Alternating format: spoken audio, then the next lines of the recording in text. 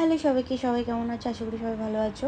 তো আমার স্টুডেন্টদের একটা ভয় ছিল যে দিদি সামারে কীরকম ওয়াটারপ্রুফ মেকআপ করতে হয় বা প্রচুর প্রোডাক্ট লাগে ওয়াটারপ্রুফ মেকআপ করানোর জন্য। তো আমি ওদেরকে একটা ডেমনস্ট্রেশন দেখিয়েছিলাম ওয়াটারপ্রুফে। তো তারা ওটা দেখে ওরা প্র্যাকটিস করছিলো। তো প্র্যাকটিস করার পরে রেজাল্ট ওদের হাতে নাতে।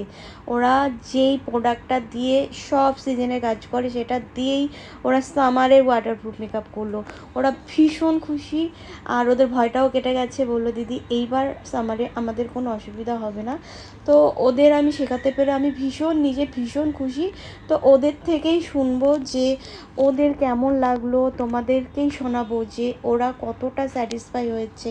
আর প্রত্যেককে মানে এত পরিমাণ করে জল দিয়ে দিয়েছে ওরা যে টপ টপ করে জল বেরোচ্ছে, কিন্তু কোনো মেকআপের একটু কিচ্ছু মানে গলে গলে পড়ার কোনো চান্সই নেই।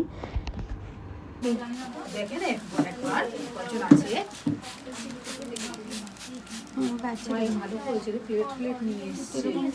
হ্যাঁ ভালো করেছিস। উঠছে না? কি হলো, প্রোডাক্ট উঠে গেল? না, উঠে যায়নি। তাহলে ভয় পাওয়ার কিছু আছে না, ভয় পাওয়ার নেই। এখন ওয়াটারপ্রুফ করতে পারবো। পারবে তো? হ্যাঁ, ঠিক আছে। এবার গরমের সিজনে সামারে সবাইকে ওয়াটারপ্রুফ মেকআপ করাবে। ঠিক আছে, চলো। ডান দিকে দাও একটু।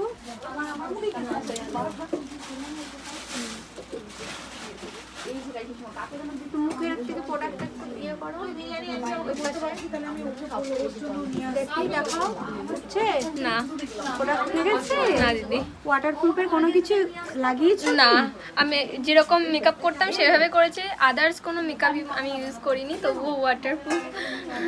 ভালো লাগছে নিজের কাছে খুব ভালো কত? লাগছে দিদি। এবার কাউকে একদম বলতে পারবে হ্যাঁ আমি স্কুল তোমাকে সামারে ওয়াটারপ্রুফ মেকআপ কেমন করে। ওদের ওয়াটারপ্রুফ মেকআপ দেখানোর কারণ ছিল এই বছরে যা গরম পড়েছিল, 44 ডিগ্রি, 45 ডিগ্রি, 46 ডিগ্রি। তো এর মধ্যে মানে ব্রাইডকে রেডি করা কতটা কষ্ট সেটাই ওদেরকে দেখিয়েছে। আর ওরা ফুলফিল আমাকে স্যাটিসফাই করেছে ওদের প্র্যাকটিস ক্লাস দিয়ে।